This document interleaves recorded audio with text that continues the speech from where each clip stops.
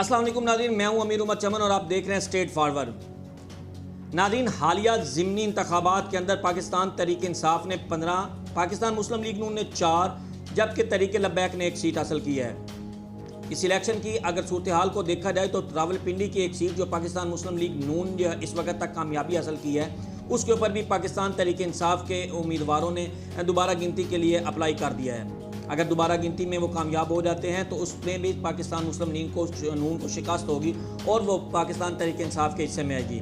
और असद उमर का यह बयानिया सच साबित होगा कि वो 16 से 17 सीटें हासिल कर सकते हैं। जिस तेज़ी के लहर के साथ पाकिस्तान तहरीक इंसाफ ने पंजाब के अंदर अपना हुकूमत कायम किया, पंजाब के अंदर सीटें अपने कायम की, उसमें पाकिस्तान तहरीक इंसाफ के चेयरमैन इमरान खान को अपना जो बयानिया है उसको बहुत ज़्यादा पजीराई मिली है। आज़ाद और खुद मुख्तार पाकिस्तान के बयानियों को ज़्यादा पजीराई मिली है शहबाज शरीफ और दीगर की निस्बत। पाकिस्तान तहरीक इंसाफ ने वही ज़्यादा सीटें हासिल की जहाँ से पहले ही उनके उम्मीदवार कामयाब हुए थे, लेकिन अगर उनकी कामयाबी को देखा जाए तो उसके बयानिए को जो है वो तकवीत दी है और लोटों को लोगों ने शिकस्त दी है। पाकिस्तान मुस्लिम लीग नून ने उन्हीं हलकों के अंदर लोटों के साथ मिलकर हुकूमत बनाने की कोशिश की जिसमें मुकम्मल तौर पर उनको नाकामी का सामना करना पड़ा। आइंदा पंजाब में हमदा शहबाज शरीफ की हुकूमत तो ख़त्म हो जाएगी और जब पंजाब में हमदा शहबाज शरीफ की हुकूमत ख़त्म होगी तो मुल्क के अंदर जो है एक नया सियासी बहरान पैदा हो जाएगा। पंजाब के अंदर परवेज़ इलाही की हुकूमत आ सकती है, जो उन्होंने ये भी बयान जारी कर दिया कि जब इमरान खान कहेंगे 2 सेकंड के अंदर हुकूमत को गिरा दिया जाएगा या असम्मियत तहलील कर दी जाएगी। अब पंजाब के अंदर अगर हुकूमत कायम करनी है तो पाकिस्तान मुस्लिम लीग नून को जो है पाकिस्तान काफ के साथ मिलकर इत्तेहाद करना पड़ेगा, लेकिन क्या वो इत्तेहाद में कामयाब हो पाएंगे, जो कि नामुमकिन नज़र आता है। अगर शहबाज शरीफ के ऊपर ज़्यादा दबाव ये भी दिया जाएगा कि शहबाज शरीफ जो है वो हुकूमतें तहलील करके असम्बलियाँ तहलील करने का ऐलान करें और दोबारा जनरल इलेक्शन की तरफ मूव करें।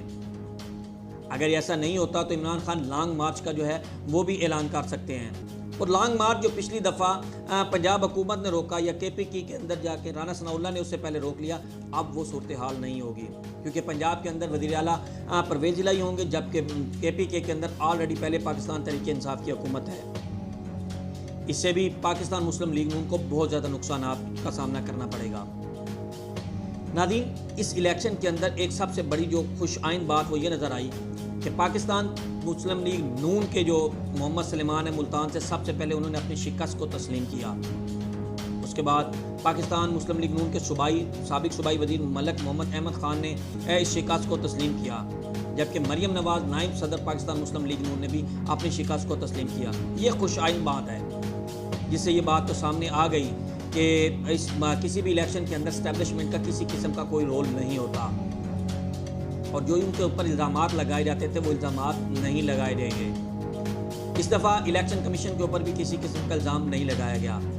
ताहम पाकिस्तान तहरीक इंसाफ की तरफ से ये इल्ज़ामात भी लगाए जा रहे थे जो अब किस हद तक जो है वो साफ हो गए, ये शफाफ हो गए कि पाकिस्तान मुस्लिम लीग नून ने जो है पुलिस और दीगर फोर्सेस के ज़रिए, इंतज़ामिया के ज़रिए लोगों को दबाव डालने की कोशिश की कि वो वोट जो है वो पाकिस्तान मुस्लिम लीग नून को दें, लेकिन इलेक्शन के रिजल्ट इसके बिल्कुल बरअक्स आए और पाकिस्तान तहरीक इंसाफ को भरपूर कामयाबी हासिल हुई। अगर यही सूरत हाल रही और यही अपना पाकिस्तान तहरीक इंसाफ की जो पजीराई मिलती रही तो आइंदा इलेक्शन में पाकिस्तान तहरीक इंसाफ 2/3 अक्सरियत से भी ज़्यादा कामयाबी हासिल कर सकती है।